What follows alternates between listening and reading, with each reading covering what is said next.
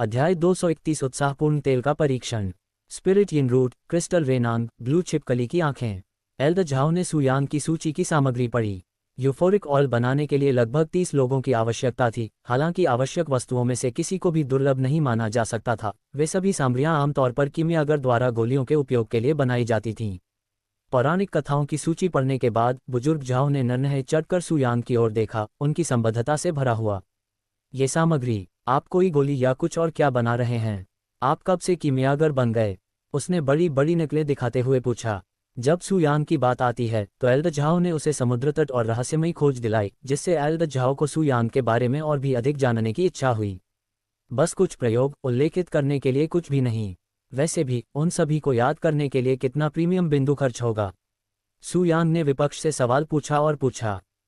बुजुर्ग झाओ ने विचारशील व्यक्ति के साथ सूची में वापस आने से पहले उसे संदेह से देखा। एक पाल की शैलियां और गणना के बाद एल्डर झाओ ने कहा, इसके लिए आपको 2000 प्रीमियम अंक खर्च करना होगा। 2000? हालांकि यह प्योयांग फ्लावर की तुलना में शामिल है, इनकी कीमत 10,000 प्रीमियम पॉइंट थी, फिर भी यह काफ़ी महंगी है। मैं बाकी हूँ। सुयान ने सिर हिलाया और उन्होंने जारी किया, फिर अगर मैं इसे व्हाइट पर्ल ट्रेजरी को बेचूं तो इसके लिए कितना प्रीमियम उपहार मिलेगा?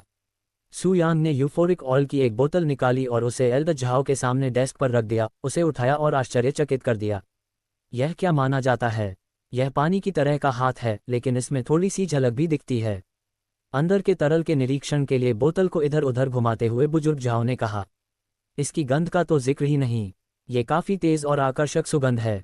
जब एल्डर झाओ ने अचानक पूरी तरह से पेशेवर अभिनय करना शुरू कर दिया तो सुयान मुस्कुराई। इसे यूरोफोरिक तेल कहा जाता है और अगर इसे महिलाओं के शरीर पर लगाया जाए तो यह उनकी त्वचा को मजबूत कर सकता है। उन्होंने इसकी मुख्य पेशकश के बारे में बताया। क्या कहा? बुजुर्ग झाओ की तस्वीरें उड़ गईं और उन्होंने तुरंत कांच की बोतल से कटिंग बंद कर दी।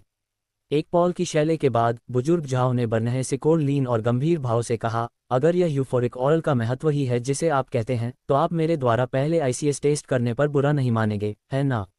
अगर मुझे पता चला कि तुम सिर्फ खड़े हो तो मैं पंख लगाकर सजा दूंगा। पंख कुछ और भी कहता है क्या?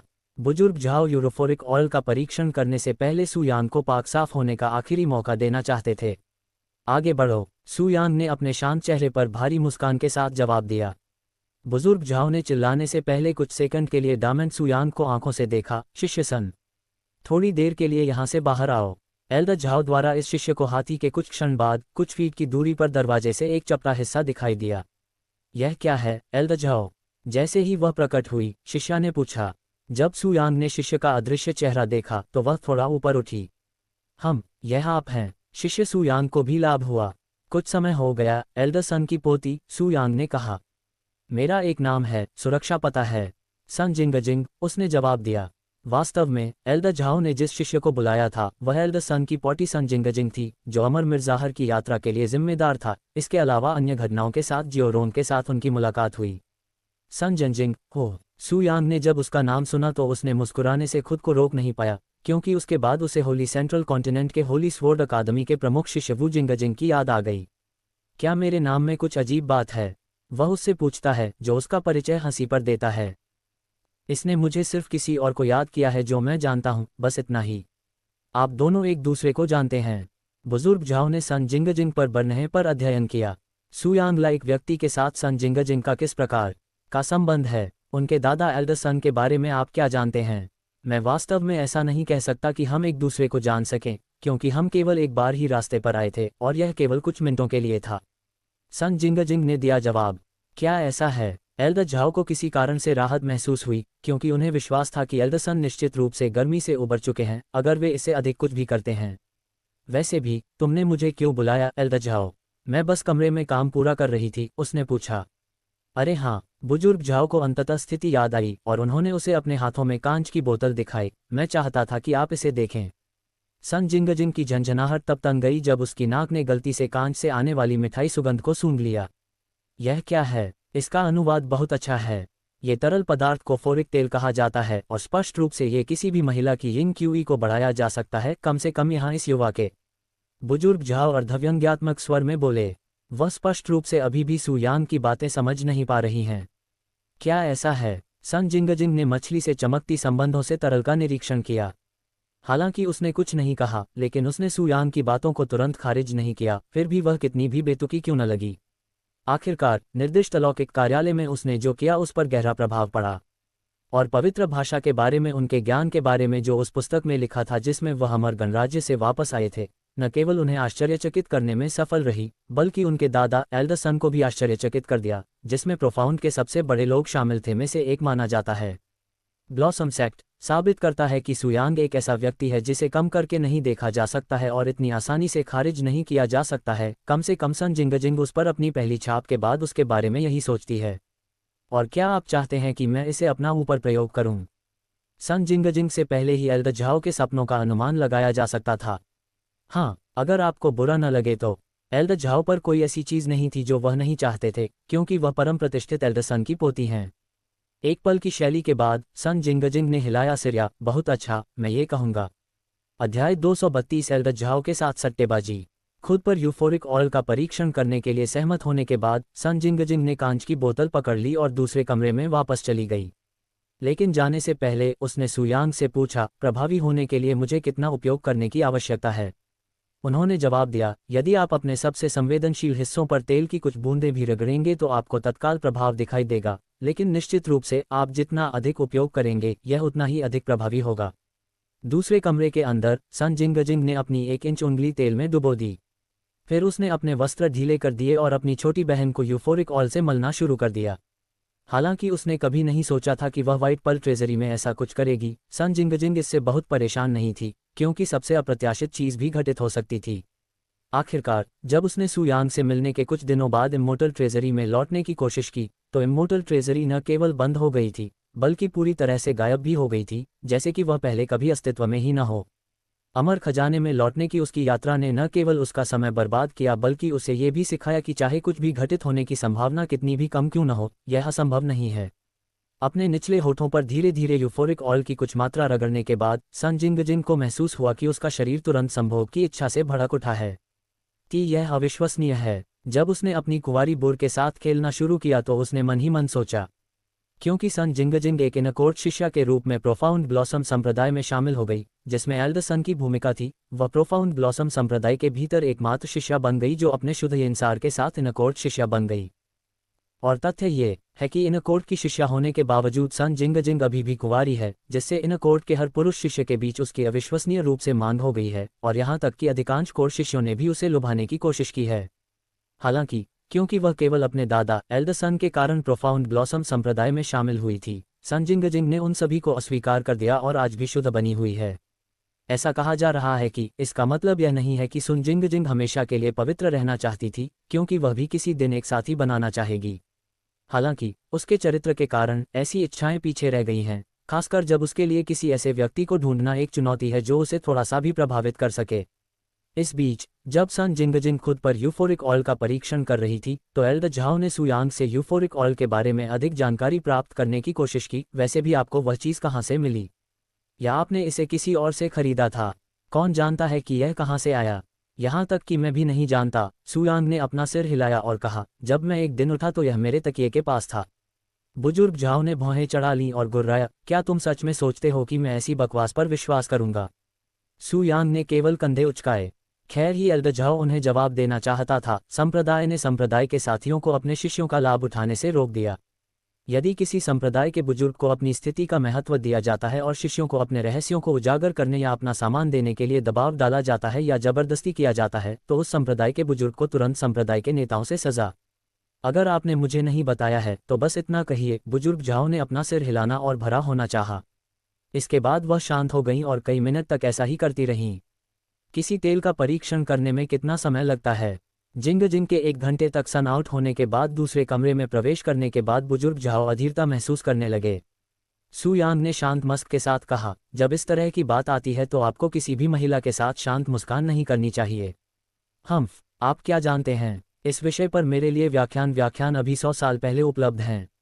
बुजुर्ग झाओ ने उड़ाए उड़ान। वह 100 से अधिक वर्षों से इस प्रोफाउंड ब्लॉसम संप्रदाय से अलग हैं, और जब वह अपने चरम पर थे तब उन्होंने अनगिनत शिष्यों के साथ खेती की, और उनके दिमाग में सुयांग ने अपनी सामने वाली महिलाओं के बारे में बहुत अधिक बात की। यहाँ थे। क्या आप उस बारे में सोच रहे हैं? सुयांग अपनी अज्ञानता पर हंसे बिना नहीं रह सका। बुजुर्ग झाओ ने बरनहे सिकोड़ करने कहा, भले ही आपकी तकनीक बाहरी दरबार के शिष्यों को दी जा सकती है, लेकिन वरिष्ठ अनुभवी विशेषज्ञ संप्रदाय के बुजुर्ग, अगर आप इसका इस्तेमाल करेंगे तो उन्हें कुछ भी महसूस नहीं होगा। बुजुर्ग झाओ को इस बात की पूरी जानकारी थी कि सुयांग एक निश्चित अवधि के लिए अपनी मालिश के लिए काफ़ी लोकप्रिय थी, लेकिन उनकी नज़र में ऐसा सिर्फ इसलिए हुआ क्योंकि उनके सभी ग्राहक बाहरी कोर्ट के शिष्य थे। हो, आप उस स्थान पर क्या तैयारी कर रहे हैं? सुयांग ने अनोखी आंखों से पूछा। तुम बहुत खूबसूरत लगना चाहते हो। सुयांग को इस तरह का खिंचाव भी लगता था। इसकी बात अभी भी बुजुर्ग झाओ जोर जोर से हंसने लगे। ये सही है, सुयांग ने सिर हिलाया। चूंकि आप ये कहते हुए काफ़ी ऊंचे स्तर पर लग रहे थे कि मेरी तकनीक संकाय के सदस्यों पर काम नहीं करती है, तो आपको ये शर्त का लाभ मिलना चाहिए। दिलचस्प। बुजुर्ग झाओ ने विचारशील चेहरे से अपनी ओर देखा। उसे ऐसा कुछ भी नहीं मिल रहा है जो उसका मनोरंजन कर सके। एल्द झाओ ने हमेशा अपनी बोरियत दूर रखी सोता रहता है। हालांकि अब जब कुछ ऐसा सामने आया है जिससे उनकी रुचि बढ़ सकती है, तो उनके पास सुयांग के छोटे से दांव को खारिज करने का कोई कारण नहीं है। क्या शर्तें हैं? उसने सुयांग से पूछा। ये वास्तव में सरल है।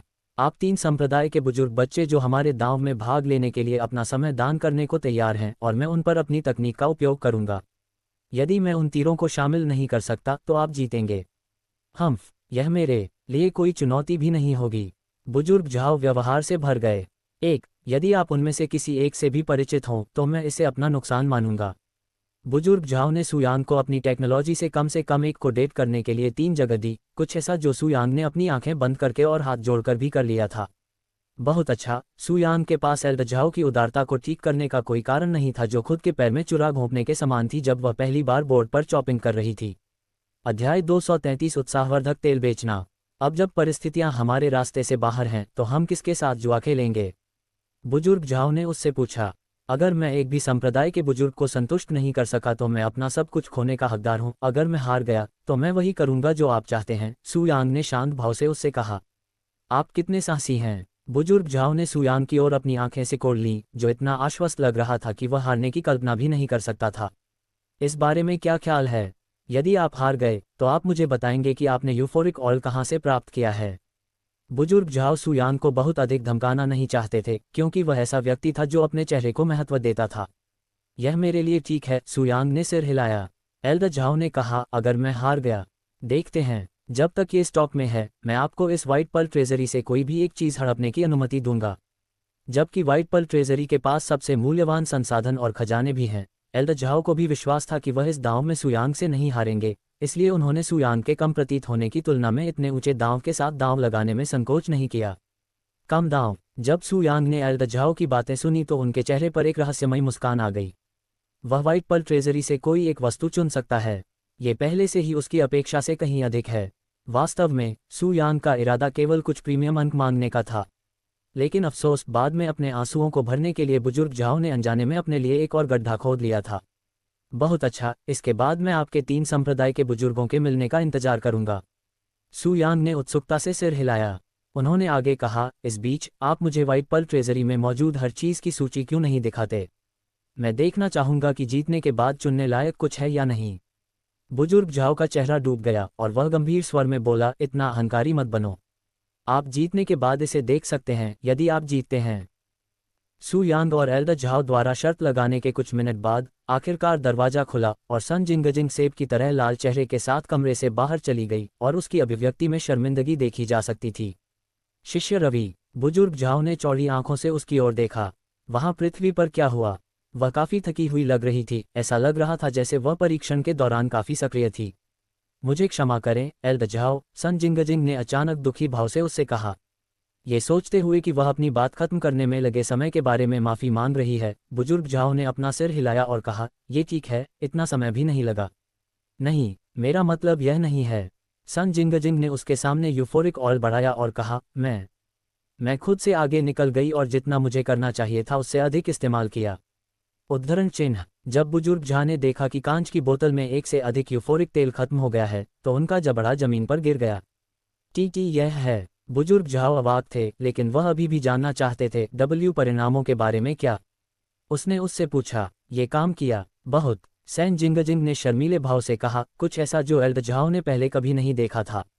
अगर मुझे इसकी तुलना प्रोफाउंड यिंग गोल से करनी हो तो ये कम से कम 3 गुना अधिक प्रभावशाली है। सन जिंगजिंग ने जारी किया। हे भगवान, 3 गुना प्रभावशाली। बुजुर्ग झाओ अब क्लासिक अवाक और हतप्रभ थे। उसने धीरे धीरे सुयान की ओर मुचा से कहा और मन ही मन सोचा, मुझे पता होना चाहिए कि अब वही ये यूफोरिक ऑयल कहाँ से मिले। अब जब आपको पता है कि यह काम करता है तो क्या आप इसे शॉपिंग मॉल में कहेंगे? सुयांग ने मुस्कुराहट के साथ पूछा। भले ही एल्डर झाओ को ये स्वीकार करने से नफरत हो, वह वास्तव में इस यूरोफोरिक ऑयल का अध्ययन कर रहे थे, लेकिन पोलैंड के कारण उन्हें अपने लिए कुछ भी निर्णय लेने से पहले इसे सांप्रदायिक नेताओं को दिखाना होगा, क्योंकि यह नई खोज काफ़ी हद तक बदला जा सकता है। गहरा खिलना संप्रदाय। आप इसके लिए कितने प्रीमियम अंक चाहते हैं? बुजुर्ग झाओ ने भाव से प्रश्न पूछे। मुझे इसके लिए 3000 प्रीमियम अंक चाहिए, सुयांग ने नाक भाव से कहा। 3। बुजुर्ग झाओ ने सुयांग के चेहरे पर लगभग मुक्का मार दिया से अधिक के लिए तेल दिया। क्या दोष है? आप किसी ऐसी चीज़ के लिए 3000 प्रीमियम अंक का भुगतान नहीं कर सकते जो प्रोफाउंड यिंगोली से 3 गुना अधिक प्रभावी है। सुयांग ने मजाकिया लौंडे में बात की। आप, बुजुर्ग झाओ ने खुद को शांत करने के लिए जबरदस्ती डीप वर्ल्ड ली और रिलीज जारी रखी। अगर यह पूरी बोतल होती तो 3000 प्रीमियम पॉइंट के लीज हो सकते थे, लेकिन जैसा कि आप देख सकते हैं, केवल 2/3 ही बच गए हैं। हालांकि एल्डर झाओ को पता था कि यह सुयांग की गलती नहीं थी, फिर भी वह उसे थोड़ा परेशान करना चाहता था, भले ही उसने ऐसा करने के लिए उसे कुछ हद तक त्यागना पड़ा। और निश्चित रूप से, सुयांग ने आश्चर्य से अपनी नाहें को ऊपर उठाया। जो सुन रहा था उस पर विश्वास नहीं हो रहा था। यह मेरी समस्या कैसे है? यदि ऐसा है तो आप दवा से मुक्त होकर पहले पूरी बोतल का उपयोग कर सकते हैं, सुयांग ने उनसे कहा।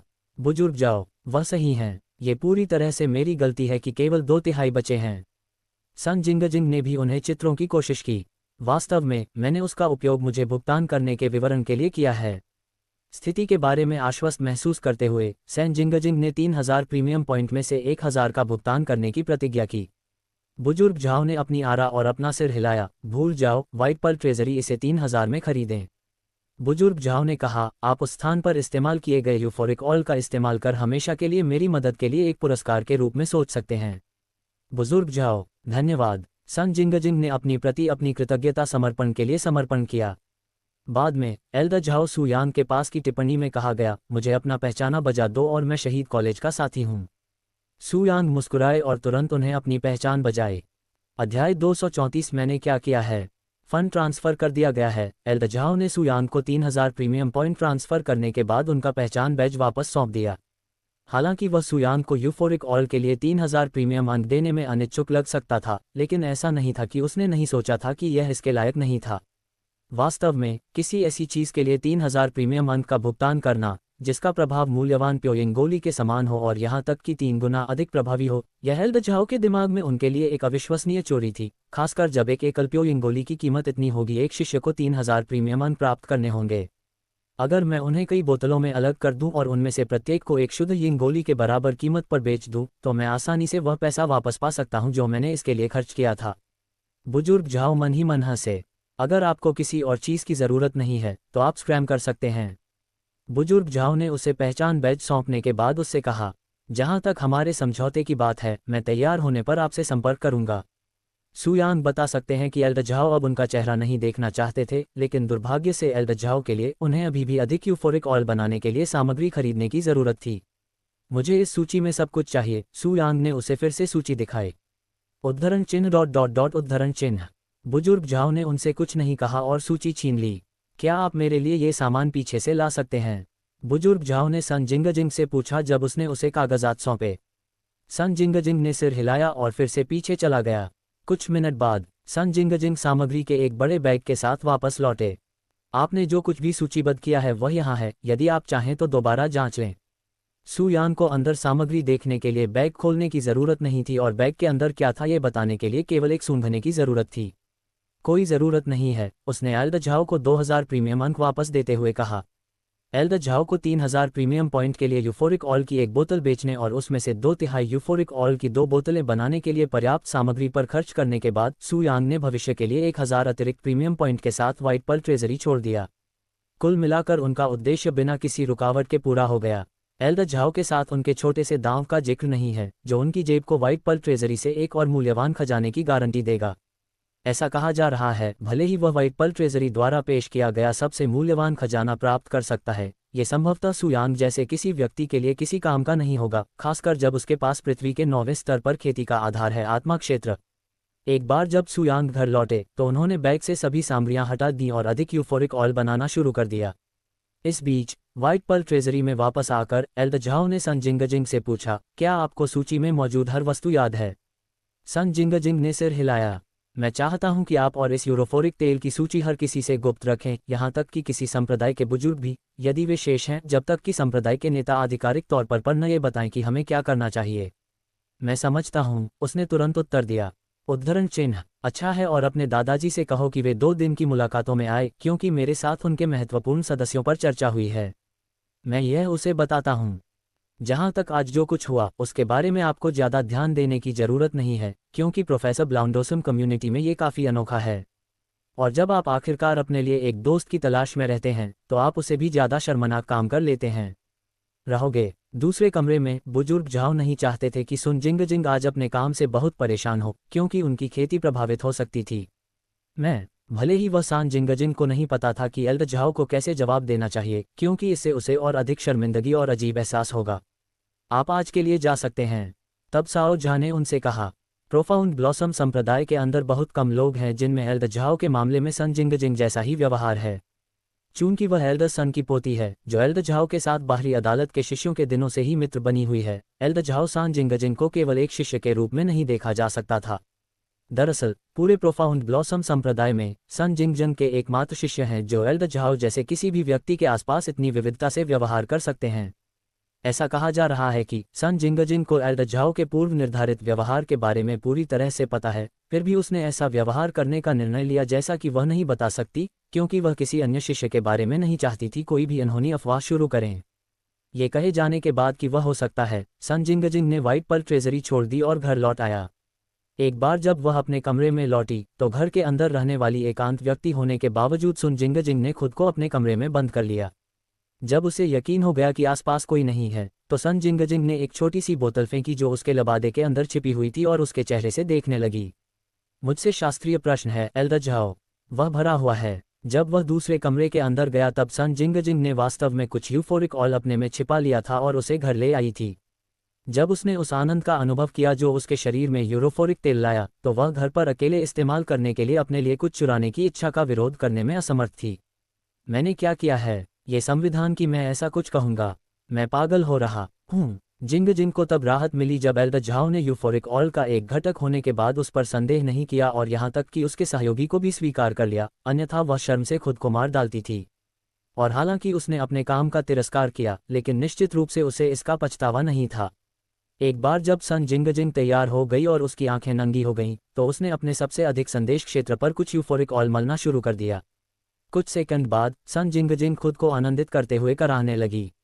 अध्याय 235 संप्रदाय नेताओं का कार्य। सु यांग और सन जिंगजिंग के व्हाइट पर्ल ट्रेजरी छोड़ने के बाद एल्द झाओ यूफोरिक ऑयल के संबंध में लियू लांची से मिलने के लिए सीधे यिन यांग मंडप में गए। यह आपको सु यांग ने दिया था? हो। लियू लांची ने गंभीर भाव के साथ अपनी मुट्ठी में कांच की बोतल का बारीकी से निरीक्षण किया। सु यांग की संलिप्तता वाली किसी भी चीज के लिए उसे बेहद सतर्क रहने की आवश्यकता होती है, क्योंकि कौन जानता है कि उसके जैसा कोई अप्रत्याशित व्यक्ति क्या करेगा। वास्तव में एल्द झाओ ने सिर हिलाया और जारी रखा, एल्द सन की पोती सन जिंगजिंग द्वारा पहले ही इसका परीक्षण किया जा चुका है और उसने इसे प्योयिन पिल्स की तुलना में कम से कम 3 गुना अधिक प्रभावी माना है। लियू लांची ने एक पल के लिए भी कुछ नहीं कहा और अपनी उंगलियों को चिपचिपे तेल में डुबोया और सीधे बुजुर्ग झाओ के सामने वह अपने लबादे के नीचे खुद को रगड़ने लगी। उद्धरण चिन्ह उद्धरण चिन्ह। बुजुर्ग झाओ ने अंदर ही अंदर आह भरी लेकिन कुछ नहीं कहा और अपनी आंखें बंद कर लीं। कुछ क्षण बाद लियू लांची ने कहा, यह वास्तव में एक महत्वपूर्ण खोज है। अगर हम ये पता लगा सकते हैं कि यह कैसे बनाया गया है या ये कहाँ से आया है, तो ये प्रोफाउंड ब्लॉसम संप्रदाय की समग्र शक्ति को काफ़ी बढ़ावा देगा। यदि प्रोफाउंड ब्लॉसम संप्रदाय के भीतर महिला शिष्यों को उनके यिन क्यूई को बढ़ावा मिला तो उनके साथ खेती करने वाले पुरुष शिष्यों में भी सुधार होगा। हालांकि लियू लांची जितनी उत्साहित थी उतनी आशावादी नहीं थी, क्योंकि कौन जानता है कि भविष्य में उन्हें इस यूफोरिक ऑयल का एक और भी प्राप्त होगा या नहीं। क्या सु यांग ने आपको कुछ बताया कि उसने ये कहाँ से प्राप्त किया? उसने एल्द झाओ से पूछा।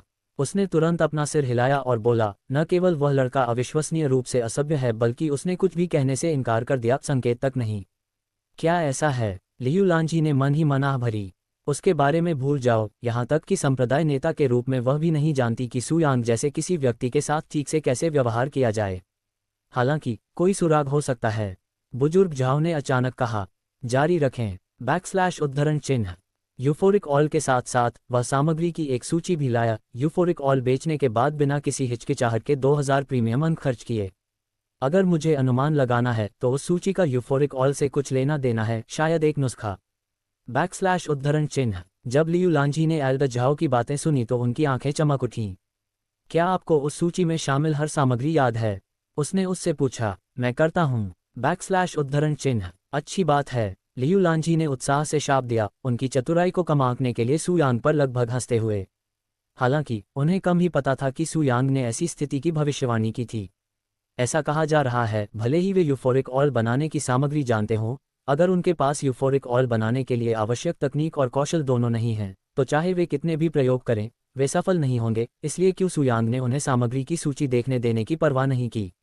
बुजुर्ग झाओ ने अपनी यादों से सामग्री की सूची को याद किया और लियू लांजी की इच्छा के अनुसार इसे कागज के एक टुकड़े पर लिखा। ये हमारे साथ है। उसने इसे पूरा करने के बाद ये काम किया। सामग्री को पढ़ने के बाद लियू लांजी ने कहा, यह काफी लंबी सूची है। इससे यह अधिक प्रामाणिक सूची है। उद्धरण चिन्ह। बहुत अच्छा। लियू लांजी ने सिर हिलाया और जारी किया। हालांकि हम मनगढ़ंत गोलियां नहीं बना रहे हैं। मैं चाहता हूं कि प्रोफाउंड पिल हॉल सूची का अध्ययन करें और देखें कि उन्हें क्या मिल सकता है। इसके अलावा, जैसा कि हम कर सकते हैं, दवा के साथ काम कर रहे हैं और ज़्यादातर स्वास्थ्यवर्धक बूटियां, मैं चाहता हूं कि मेडिसिन हॉल भी इसमें शामिल हो। उन्हें कुछ यूफोरिक तेल के नुस्खे बताएं और देखें कि वे क्या समझ सकते हैं कि इसे कैसे बनाया जाता है।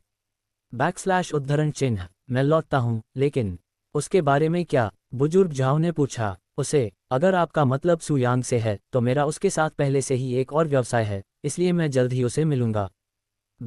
उद्धरण चिन्ह। लियू लांजी ने अभी भी सुयांग को उसके चेहरे पर माफिया की गोली मारने के लिए समय दिया है।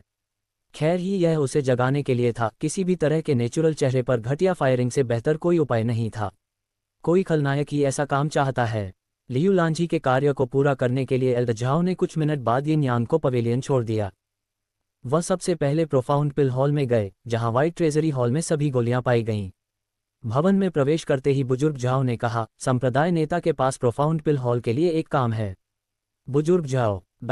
उद्धरण चिन्ह। अंदर कीमिया के उस्तादों ने उनका स्वागत किया। संप्रदाय नेता, हमें क्या चाहिए?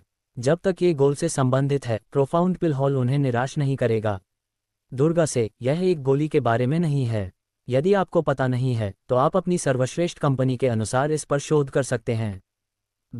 उद्धरण चिन्ह। एक बार जब एल्डर झाओ ने उन्हें बूथों की सूची जारी की, तो प्रोफाउंड पिल हॉल में कीमिया मास्टर्स एक मंडली में एकत्र हुए और अपनी चर्चा शुरू की। प्रोफाउंड पिल हॉल में अपना काम खत्म होने के बाद एल्डर झाओ अपनी जेब में यूफोरिक ऑयल की एक छोटी बोतल लेकर मेडिसिन हॉल में चले गए। इस शिष्य एल्डर झाओ का स्वागत है। मेडिसिन हॉल में लड़कियों ने एल्डर झाओ को देखते ही तुरंत उनका स्वागत किया।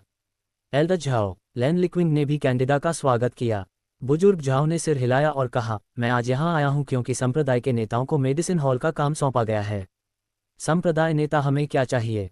लैन लिक्विंग ने पूछा। बुजुर्ग झाओ ने अपनी जेब से यूफोरिक ऑयल की छोटी बोतलें निकाली और उन्हें दिखाया। ये सुगंध, सिर्फ लैन लिक्विंग ही नहीं, बल्कि वहां मौजूद प्रत्येक शिष्य के अलावा एक व्यक्ति ने तुरंत कांच की बोतल के आसपास की सुगंध पर ध्यान दिया। हालांकि उनमें से किसी ने भी इसे अपने चेहरे पर नहीं दिखाया है, लेकिन वे सभी यूफोरिक तेल की अपनी विशिष्ट गंध से पहचान कर रहे हैं, खासकर जब उनके शरीर में सबसे पहले इन्हें मिलाया गया था। जब लैन लिक्विंग ने यूरोफोरिक ऑयल देखा तो उनके दिल में एक शानदार भावना महसूस हुई। एल्डर झाओ उन्हें यूफोरिक ऑयल क्यों दिखा रहे हैं? और इससे भी महत्वपूर्ण बात यह है कि उसे ऐसी चीज़ कहाँ से मिली। अध्याय 236 स्वर्गीय मालिश वापसी। एल्डर झाओ ने कहा, संप्रदाय नेता ने मेडिसिन हॉल को आपकी सर्वोत्तम क्षमताओं के अनुसार इस पदार्थ का अध्ययन करने का काम सौंपा है। भले ही ये केवल कुछ ही हो, ये देखने की कोशिश करें कि इस पदार्थ को बनाने के लिए किन सामग्रियों का उपयोग किया गया था। ये पदार्थ क्या है और तुम्हें ये कहाँ से मिला? लैन लिक्विंग ने अनभिज्ञ भाव से पूछा, ऐसा अभिनय करते हुए मानो उसने यूफोरिक ऑयल पहले कभी नहीं देखा हो। इसे यूफोरिक ऑयल कहा जाता है और यदि संभव हुआ तो ये हमारी प्रोफाउंड यिन पिल्स की जगह ले लेगा। जहां तक ये कहां से आया है, इसका मैं खुलासा नहीं कर सकता। यदि आप वास्तव में जानना चाहते हैं तो आप स्वयं संप्रदाय नेता से पूछ सकते हैं, एल्डर झाओ ने कहा। कोई ज़रूरत नहीं है, लैन लिक्विंग ने अपने शब्दों से यूफोरिक ऑयल के स्रोत की पुष्टि करते हुए कहा। इसमें कोई संदेह नहीं था कि यह सुयांग से आया था, जिसने लैन लिक्विंग को थोड़ा चिंतित कर दिया था। क्योंकि वह यूफोरिक ऑयल के प्रभावों से अच्छी तरह वाकिफ है, वह प्रोफाउंड ब्लॉसम संप्रदाय को उसके रहस्यों के लिए सुयान के पीछे जाते हुए देख सकती थी। लैन लिक्विन को यूफोरिक ऑयल सौंपने के बाद एल्डर झाओ चले गए। एक बार जब एल्डर झाओ चले गए तो सभी शिष्य लैन लिक्विन के आसपास एकत्र हो गए। वे सभी यह पुष्टि करना चाहते थे कि यह वही तेल है या नहीं जो सुयांग ने उन पर इस्तेमाल किया था। ये वास्तव में वही तेल है। जुबान जिंगलिन ने बुदबुदाया, क्या आपको लगता है कि उन्हें ये वरिष्ठ प्रशिक्षु भाई सू से मिला है? युयान ने चिंतित भाव से पूछा, क्या होगा अगर वे उससे पूछताछ कर रहे हों जैसे हम बोल रहे हैं? इतना अप्रिय कुछ मत कहो, शांग वेंजी ने भौहें चढ़ा दी। इससे कोई फर्क नहीं पड़ता कि यह कहाँ से आया है। संप्रदाय नेता हमसे इसकी जांच करने की उम्मीद कर रहे हैं, इसलिए हम यही करेंगे। यदि आप सुयांग के बारे में चिंतित हैं तो हमारे काम पूरा होने के बाद आप उस पर जांच कर सकते हैं, लैन लिकिंग ने कहा। एक नाराज स्वर, हाँ मास्टर। मेडिसिन हॉल ने तुरंत यूफोरिक ऑयल पर काम करना शुरू कर दिया। लेकिन वहां के लोग सुयांग के लिए अपनी चिंताओं से विचलित हुए बिना काम करने में असमर्थ थे, विशेष रूप से लैन लिकिंग जो पूरे दिन विशेष रूप से अनुपस्थित थी। इस बीच सुयांग ने अपने कमरे के अंदर यूफोरिक ऑयल की 2 और बोतलें बनाना समाप्त कर लिया। मुझे अधिक सामग्री के लिए सप्ताह में एक बार व्हाइट पर्ल ट्रेजरी जाना चाहिए, उसने मन ही मन सोचा। बाद में सुयांग घर के बाहर गया और सामने के आंगन में एक झंडे की तरह एक छड़ी पर एक बैनर लटका दिया, जहां ये तब हुआ करता था जब वह प्रीमियम अंकों के लिए खेती कर रहा था। जबकि ये बातें कि उन्होंने अपना व्यवसाय फिर से शुरू कर दिया है, बिना किसी संदेह के अपने आप फैल जाएंगी, उन्हें कुछ भी करने की आवश्यकता नहीं होगी। लेकिन अगर सुयांग ने स्वयं इसका विज्ञापन किया तो अफवाहें बहुत तेजी से फैलेंगी। सुयांग द्वारा बाहर बैनर लगाने के बाद जिसमें उनके व्यवसाय को फिर से खोलने की बात कही गई थी, वह ग्राहकों का इंतजार करने के लिए वापस अंदर चले गए। और बहुत जल्दी सुयांग के निवास वाले क्वार्टर के पास से छात्र वाले शिष्यों ने उसके स्पष्ट ध्वज और उस पर बड़े प्रमाणपत्र को देखा। आदिवासी मालिश की वापसी, निःशुल्क, समय की कोई बात नहीं, विशेष। हे भगवान, सुयांग, वह कमीना अंततः वापस आ गया है। पुरुष शिष्यों को ऐसा महसूस हुआ जैसे आसमान में एक बार फिर से अंधेरा छा गया हो और उनका सबसे बुरा डर वापस आ गया हो। इस डर पर उनके हितैषी आनंद के लिए सुयांग के व्यवसाय में लौट आए और सबसे पहले उनके बारे में पूरी तरह से भूल जाएंगे। बाधा में जाओ, मेरी लड़की ने हाल ही में मालिश के लिए सुयांग के पास जाने के बाद मुझे फिर से देखना शुरू कर दिया है।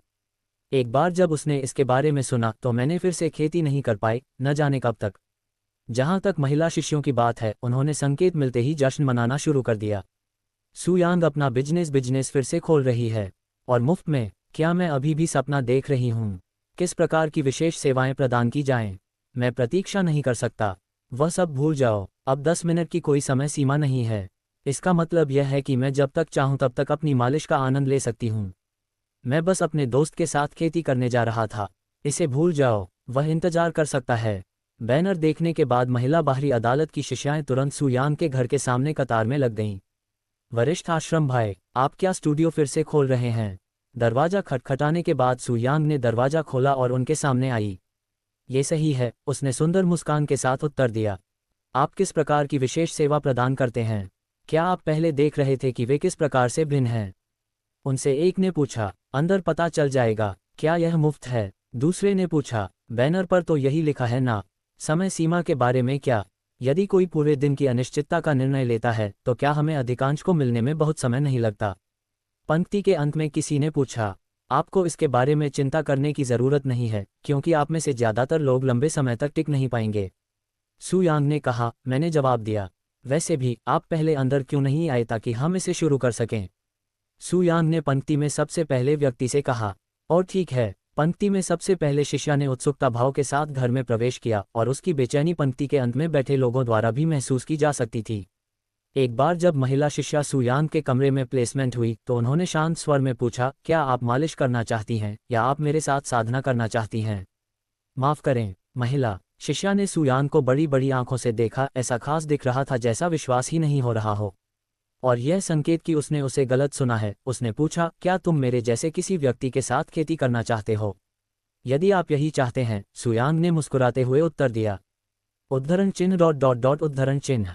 शिष्या निरुत्तर हो गई। जब वह यहाँ आई तो उसे कभी उम्मीद नहीं थी कि ऐसा कोई विकल्प होगा। मैं आपके साथ खेती करना चाहता हूँ, उसने तुरंत उत्तर दिया। बाहरी दरबार के बहुत से शिष्य आंतरिक दरबार के शिष्य के साथ खेती करने से इनकार नहीं करेंगे, सुयांग जैसे कुशल और सुंदर व्यक्ति के साथ तो बिल्कुल भी नहीं। बहुत अच्छा, आप अपने कपड़े क्यों नहीं उतार देते ताकि हम शुरू कर सकें? बिस्तर पर लेटने से पहले महिला शिष्या ने तेजी और खूबसूरती से अपने कपड़े उतार दिए। कुछ क्षण बाद सुयांग ने अपनी मोटी छड़ी उसमें डालने और उसकी यिंग क्यूई को अवशोषित करने से पहले उसके शरीर के साथ खेलना शुरू कर दिया। अध्याय 237 संकट में संप्रदाय के बुजुर्ग। अघघहा अघघहा। जब सुयांग ने अपने शरीर को अपने मोटे बट से नष्ट कर दिया तो महिला शिष्या खुशी से चिल्लाने लगी और उसके छेद को अपने बट के आकार में बदल दिया। और जब से उन्होंने साधना शुरू की कुछ ही मिनटों में महिला शिष्या बहुत अधिक यान क्यू जारी करने के कारण पहले ही थक गई थी। सुयांग ने कहा, अगर हम खेती करते हैं तो आपके शरीर को यिंग क्यू की कमी से नुकसान हो सकता है। हालांकि वह इस कमरे में कुछ सेकंड के बाद जाने के लिए अनिच्छुक थी, महिला शिष्या अपनी अलमारी के बाद चली गई। पहली सेवा के बाद एक अतिथि से अधिक महिला शिष्यों ने सुयांग के घर के सामने की तिमाही में प्रवेश किया, लेकिन जब सुयांग के घर में प्रवेश करने वाला पहला ग्राहक केवल कुछ मिनट के भीतर रहने के बाद वापस लौट आया तो बाहर इंतजार कर रहे सभी लोग स्थिर रह गए। आप पहले से ही बाहर क्यों हैं? आप अंदर गए अभी 10 मिनट भी नहीं हुए हैं। कतर में 2 लोगों ने ये पूछा कि वह प्रवेश करने वाले पहले व्यक्ति के रूप में अपना अवसर तोड़ने के लिए मूर्खतापूर्ण व्यवहार कर रही है। आप एक बात नहीं हैं। महिला शिष्या ने अपना हिला सिरिया और शरीर के साथ छेड़छाड़ की, जिससे उसकी चाल अजीब हो गई। लाइन में लोग हैरान भाव से उसे जाते हुए देख रहे थे और सोच रहे थे इसका मतलब क्या था। सुयांग ने अपने कमरे के अंदर से कहा, पंक्ति में अगले मेहमान कृपया अंदर के मेहमान। पंक्ति में प्रत्येक व्यक्ति ने फिर कुछ नहीं सोचा और घर में प्रवेश कर गया।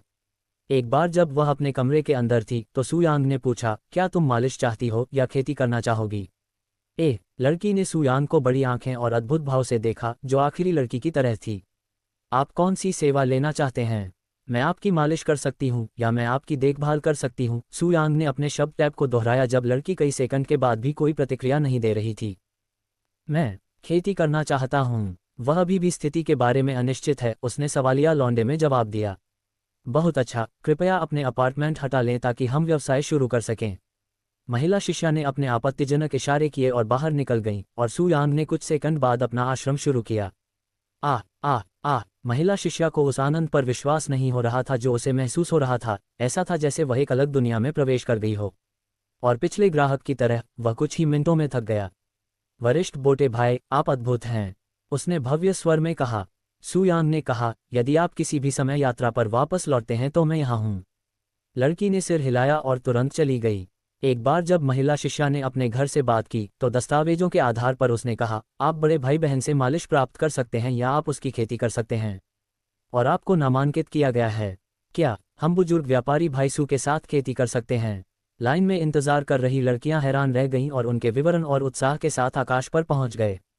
आपने किसे चुना? उनसे एक ने पूछा। मैं उसके साथ खेती करना पसंद करता हूँ। और ये अलौकिक था, उसने शर्मीली भाव से जवाब दिया। उसकी मालिश से भी बेहतर, दूसरे ने पूछा। जिस तरह से बेहतर हो। जब महिला शिष्यों ने यह सुना तो प्रत्याशा और स्काई का पता चला और उस बिंदु पर पहुंच गई जहां अगर ऐसी मशीनें एक तकनीक बन गईं तो पूरे शहर को नष्ट करने की शक्ति होगी। एक बार जब तीसरे ग्राहक सुयांग के कमरे में नौकरी मिली तो उसने तुरंत कहा, मैं खेती करना चाहता हूं। सुयांग ने केवल सिर हिलाया और कुछ सेकंड बाद उसने महिला शिष्या को जोर से पीटना शुरू कर दिया। अपने तीसरे ग्राहक के साथ काम पूरा करने के बाद सुयांग ने महिला शिष्यों को अपने कमरे में स्वीकार करना जारी रखा और 10 में से 8 ग्राहकों ने उनके साथ साधना सत्र के लिए काम पूरा किया। और प्रत्येक सत्र 10 मिनट से अधिक समय तक चलने के साथ सुयांग प्रति घंटे लगभग 4 से 8 लड़कियों के साथ अभ्यास करती थी। हालांकि क्योंकि हर सत्र छोटा और जल्द होता है, सुयांग एक प्रियजन या अधिक लड़कियों के साथ अभ्यास करने के बाद ही अपनी यान क्यूई को जारी करना चाहती है। सुयांग के घर के बाहर लाइन इतनी बढ़ गई है कि अब कोई भी सुयांग के घर के अंत से नहीं देख सकता है और वहां कम से कम 100 लोग प्रतिष्ठित थे। कोर्ट के लगभग हर एक शिष्य को यह सुनने में पूरा दिन भी नहीं लगा कि सुयांग ने अपना व्यवसाय फिर से खोल दिया है, और जो लोग पहले मालिश के लिए पास गए थे उन्होंने दावा किया कि यह सुयांग के रहने वाले क्वार्टर की ओर अपना रास्ता बना लिया। इसके अलावा एक बार जब उन्हें पता चला कि सुयांग ने विशेष रूप से उन्हें मसाज और उनके साथ साधना के बीच चयन करने की अनुमति दी थी तो उनका उत्साह लगभग पागल हो गया, क्योंकि यह कुछ ऐसा है कि वे उनके साथ मसाज करते हैं के बाद से अनुभव करना चाहते थे। सुयांग ने अपना व्यवसाय फिर से शुरू कर दिया, प्रोफाउंड ब्लॉसम समुदाय के अंदर एक बड़ा तूफान पैदा कर दिया, यहाँ तक कि बाहरी अदालत में भारी ढांचे का जन्म हुआ जिससे बाकी सभी के लिए यात्रा करना मुश्किल हो गया, क्योंकि बाहरी अदालत की महिला शिष्याओं ने उस क्षेत्र में बाढ़ ला दी थी जहाँ सुयांगला थीं। इस बीच सामूहिक के सहयोगियों के पास पुरुष शिष्यों की भूख बढ़ गई, जिसमें उन्होंने अपनी दुकान के बाद से साधक और साधना की कमी के लिए सुयांग को दोषी ठहराया। हमें क्या करना चाहिए? इस दर पर हम शिष्यों के बीच साधना दर में उल्लेखनीय कमी देखते हैं और पुरुष शिष्य तब तक याचिका करते हैं जब तक सु यांग अपनी छोटी सी नौटंकी बंद नहीं कर देती। जैसे जैसे दिन बीतते गए संप्रदाय के साथियों ने एक दूसरे से चर्चा की, हम सु यांग को अपना व्यवसाय बंद करने के लिए क्यों नहीं कहते? अकल्पनीय। कुछ महिला सामूहिक के साथियों ने तुरंत सुझाव का खंडन कर दिया, जिस पर रोमन में एक अजीब सी साख चली गई। हाँ, मैं मानता हूं कि मैं इससे पहले भी उनके पास मालिश के लिए गया था, लेकिन जब तक हम खेती नहीं करते, ये संप्रदाय के नियमों के खिलाफ नहीं है। उनमें से एक ने कहा, आइए इसके बारे में फिर कभी बात करेंगे। वहां संप्रदाय के एक वरिष्ठ बुजुर्ग ने कहा, हम यहाँ शिष्यों की शिकायतों के समाधान पर चर्चा करने के लिए आए हैं।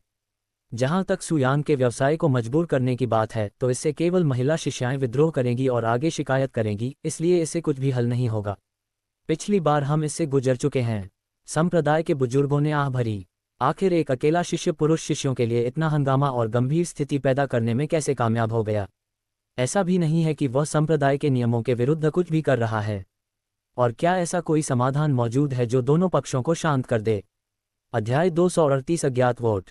संप्रदाय के साथियों ने अगला आधा घंटा मौन कायम रखा। यदि वे सु यांग को अपना छोटा सा व्यवसाय संचालित करने की अनुमति दे रहे हैं, तो पुरुष शिष्य अपने शिष्यों द्वारा उन्हें अनारक्षित करने की याचिका देंगे। लेकिन अगर वे सु यांग को मसाज करने से अलग कर देते हैं, तो महिला शिष्यों की शिकायत करने की बारी आएगी। इससे कोई फर्क नहीं पड़ता कि वे कौन सा रास्ता दिखाते हैं, ये दोनों को संतुष्ट करने और दूसरे को नाराज करने में सक्षम नहीं होगा। कोई बेहतर विचार? वहां के वरिष्ठ संप्रदाय के बुजुर्गों ने बाद में कई विचार पूछे।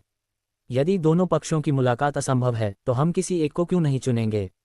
दूसरे पक्ष की बैठक में शांत हो जाएंगे। ये सच है, लेकिन हम कौन सा पक्ष चुनते हैं? हमारे पास एनालॉग वोट क्यों नहीं है? हम या तो सु यांग को परेशान करते हैं और महिला शिष्यों को नाराज करते हैं, या स्थिति को नज़रअंदाज करते हैं और पुरुष शिष्यों को नाराज करते हैं। संप्रदाय के सहयोगियों ने एक दूसरे से वहां नजरें मिलाईं और कार्यस्थल के रूप में मतदान करने पर सहमति व्यक्त की। कुछ मिनट बाद वोट डालने के बाद संप्रदाय के वरिष्ठ बुजुर्गों ने वोटों की गिनती की। हम में से 9 लोग स्थिति को नज़रअंदाज करना चाहते हैं, जबकि अन्य 10 लोग चाहते हैं कि सु यांग अपना व्यवसाय बंद कर दे। जब सु यांग के व्यवसाय का समर्थन करने के लिए मतदान करने वाले 5 संप्रदाय के सदस्यों को परिणामों के बारे में पता चला, तो उनके चेहरे पर अफसोस के लक्षण सामने आए, क्योंकि वे अब सु यांग की मालिश का अनुभव नहीं कर पाएंगे। असंतुष्ट ये था, मुझे आश्चर्य हुआ कि मैंने सु यांग के खिलाफ मतदान किया। संप्रदाय के युग में से एक अचानक बोला गया, अगर महिला शिष्याएं नाराज हैं तो यह एक बात है, लेकिन अगर सु यांग की वजह से पुरुष शिष्यों की खेती के लिए शिष्यों की कमी है, तो यह हमारे प्रोफाउंड ब्लॉसम संप्रदाय को बहुत प्रभावित करना चाहता है, क्योंकि वह खुद को मजबूत करने का एकमात्र साधन है, दोपहर की खेती के माध्यम से है। संप्रदाय के बुजुर्ग ने सु यांग के खिलाफ होने के अपने तर्क को तर्क दिखाते हुए कहा। और इस तरह की सहमति के बाद जिन लोगों ने सु यांग का समर्थन किया, उनके मन में एक और विचार आने लगा। यहाँ तक कि अगर बाहरी कोर्ट के बाकी पुरुष शिष्य भी साधना नहीं करते हैं, तो पूरे संप्रदाय की समग्र शक्ति कम हो जाएगी, जो उनकी सुरक्षा के लिए एक बड़ा खतरा पैदा कर सकता है। लेकिन महिलाएं बेहद रचनात्मक होती हैं, खासकर जब वे प्रोफाउंड ब्लॉसम संप्रदाय की शिष्या होती हैं। कौन जानता है कि अगर हम उन्हें उनके आनंद से पूर्वाग्रह कर देते हैं तो वे क्या पागलपन की मुद्रा में हैं, और यह एक महिला से आ रही है। यदि संप्रदाय के अधिकांश बुजुर्ग आगे आते हैं, तो कुछ नहीं होगा और हमें पता चल जाएगा कि पहले ही सब कुछ सामान्य हो जाएगा। भले ही वे दाऊदी हों, वे संप्रदाय के बुजुर्गों के लिए बहुत अधिक परेशानी पैदा होने की पुष्टि नहीं होगी। इसके बाद वह शांत हो गया। कुछ क्षण बाद संप्रदाय के वरिष्ठ बुजुर्ग ने कहा, फिर ये तय हो गया है।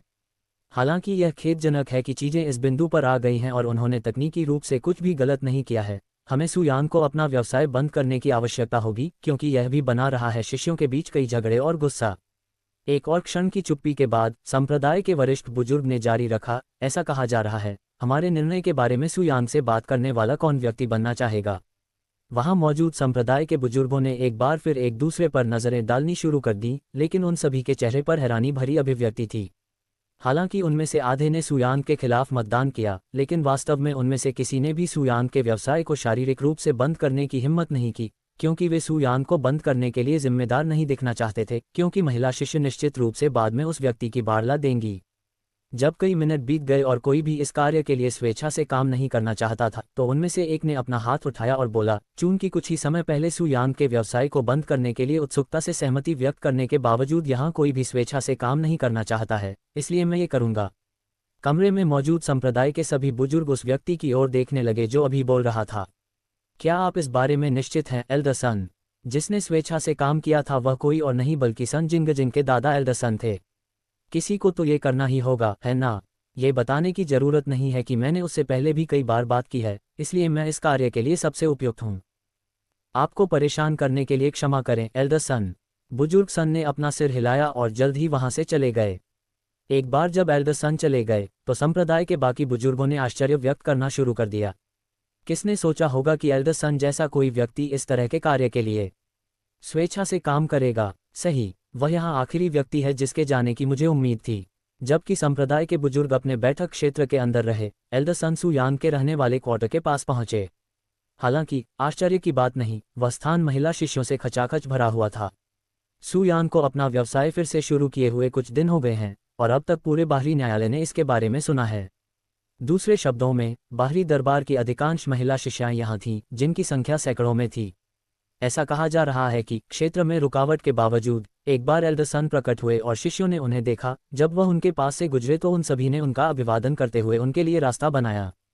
और क्योंकि उन्होंने उसके लिए रास्ता बना दिया, एल्डर सन अपेक्षाकृत आसानी से सू यांग के घर के प्रवेश द्वार तक पहुंच गए। हालांकि जबकि एल्डर सन अपनी इच्छानुसार घर में प्रवेश कर सकते थे, सू यांग के कमरे के दरवाजे बंद थे और चूंकि वह वहां कोई दृश्य पैदा नहीं करना चाहते थे, एल्डर सन ने तब तक बाहर इंतजार करने का फैसला किया जब तक कि सू यांग खुद बाहर नहीं आ गए। कुछ मिनटों के बाद सू यांग के कमरे का दरवाजा खुला और एक महिला शिष्य अस्थिर चाल के साथ बाहर निकली। ऐसा लग रहा था कि उसके पैरों में दर्द हो रहा था।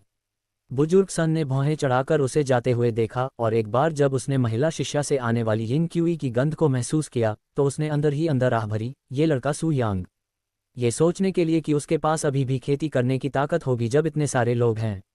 इस दृश्य को देखने के बाद एल्डर सन अपने दिल में सू यांग के प्रति ईर्ष्या महसूस करने से खुद को नहीं रोक सके, क्योंकि कोर्ट शिष्य के रूप में अपने प्रमुख दिनों में वह भी इतने लोकप्रिय नहीं थे। सू यांग जैसे इन कोर्ट शिष्य तो बिल्कुल भी नहीं थे।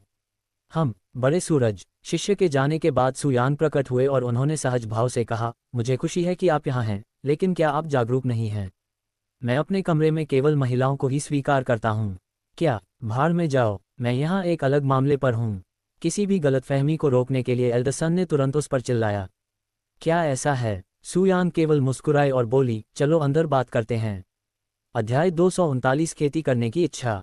एल्डर सन के सू यांग के साथ घर में प्रवेश करने के बाद एल्डर सन ने कहा, मैं इसे संक्षिप्त और सरल रखूंगा। आप अभी जो कर रहे हैं उससे बहुत हंगामा हुआ है और संप्रदाय के बुजुर्गों ने इसे हमेशा के लिए रोकने का फैसला किया है। उद्धरण चिन्ह। बिल्कुल सीधा, सू यांग ने कहा, उसकी अभिव्यक्ति अभी भी शांत है। हालांकि आप संप्रदाय के नियमों के खिलाफ कुछ भी नहीं कर रहे हैं, लेकिन इसके कारण कई पुरुष शिष्य साधना करने में असमर्थ हो गए हैं और हम अब ऐसा नहीं होने दे सकते। मुझे आशा है कि आप समझ सकते हैं कि यह केवल संप्रदाय के बुजुर्गों के ध्यान में लाया गया था, क्योंकि उन पर लगातार शिकायतें आ रही हैं और वे सभी इससे तंग आ चुके हैं। एल्डर सन ने सू यांग को समझाया कि हालांकि वे चाहते थे कि वह ऐसा करना बंद कर दे, लेकिन केवल शिष्यों ने ही उन्हें ऐसा करने के लिए मजबूर किया। क्या ऐसा है? सू यांग लापरवाह बने रहे और उन्होंने जारी रखा, तो यह मेरी गलती है कि ये शिष्य अपनी ही महिलाओं को खुश करने में असमर्थ हैं। मैंने सोचा कि प्रोफाउंड ब्लॉसम संप्रदाय अपने शिष्यों को जितना संभव हो उतना विकसित होने के लिए प्रोत्साहित करता है, और यही मैंने कहा है, बस कर रहा हूँ। एल्डर सन को पता था कि सू यांग जैसे किसी व्यक्ति को समझाना आसान नहीं होगा, लेकिन उन्होंने इसकी परवाह किए बिना कोशिश की। ये सच है, लेकिन आपके मामले में ये कुछ ऐसा है जिसे संप्रदाय ने पहले कभी नहीं देखा है। मुझे यकीन है कि संप्रदाय के भीतर कोई भी नहीं है एक अकेले व्यक्ति से इतने सारे लोगों को विकसित करने की उम्मीद की जा सकती है कि यह वास्तव में परेशानी का कारण बन रहा है। और अगर मैं मना कर दूं तो आप क्या करेंगे? चूंकि मैं किसी भी संप्रदाय के नियमों को नहीं तोड़ रहा हूं, इसलिए आपको मुझे रोकने के लिए, मनाने के लिए एक बेहतर कारण की आवश्यकता होगी। वास्तव में प्रोफाउंड ब्लॉसम अपने शिष्यों को यह सिखाना क्यों शुरू नहीं करता कि कैसे महिलाओं को बेहतर आनंद मिलता है? सू यांग, यह ऐसा मामला नहीं है जिसे आप मना कर सकते हैं, क्योंकि हर बाहरी अदालत संप्रदाय के बुजुर्ग आपसे इस नाटक को रोकने की उम्मीद कर रहे हैं। एल्डर सन ने भौहें चढ़ा दी।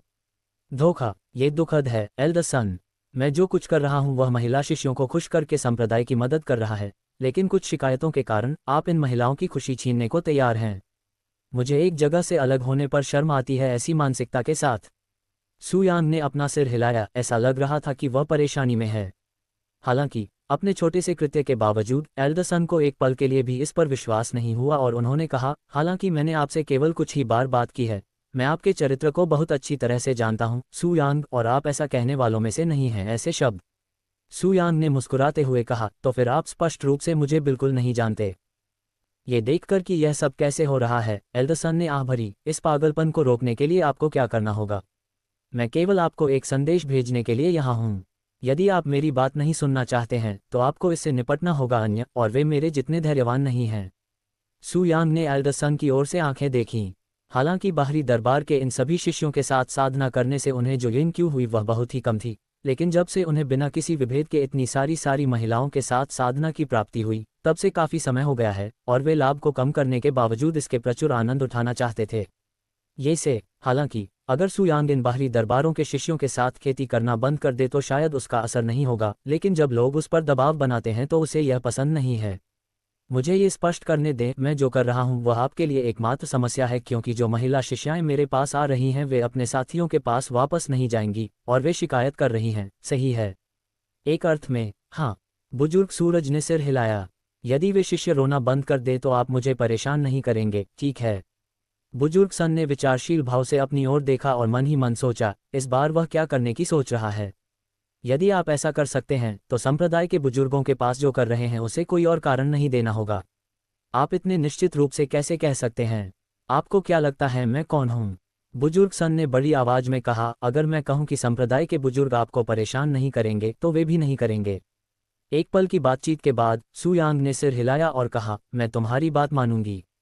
एक सेकंड बाद वह द्वार के पास पहुंच गया। आप कहाँ जा रहे हैं? बड़े सूरज ने पूछा। सू यांग ने कुछ नहीं कहा और बाहर चली गई। एक बार जब वह बाहर गया तो वहां उपस्थित सभी शिष्यों ने उनसे बात करते हुए चिंता व्यक्त की, ये सिद्धांत की क्या कुछ करने वाली है, क्योंकि एल्डरसन की दस्ते के प्रमुख हैं और केवल एक ही कारण है कि वह बाहरी अदालत में शामिल होंगे। मैंने घोषणा की कि 3 चीजें हैं। सू यांग ने अचानक इतनी ही आवाज में बोलना शुरू कर दिया कि पीछे बैठे लोग भी इसे सुनसान जगह पर बैठे थे। एक तो मैं अब ये सेवा जारी नहीं रखूंगा। जब सू यांग ने ये शब्द कहा तो वहां मौजूद हर महिला को ऐसा महसूस हुआ जैसे किसी ने अपनी तेज तलवारों से युद्ध किया हो। क्या कुछ हुआ? क्या यह एल्डरसन की वजह से है? ये बहुत आश्चर्यजनक है। मैं यहाँ घंटों से इंतजार कर रहा हूँ।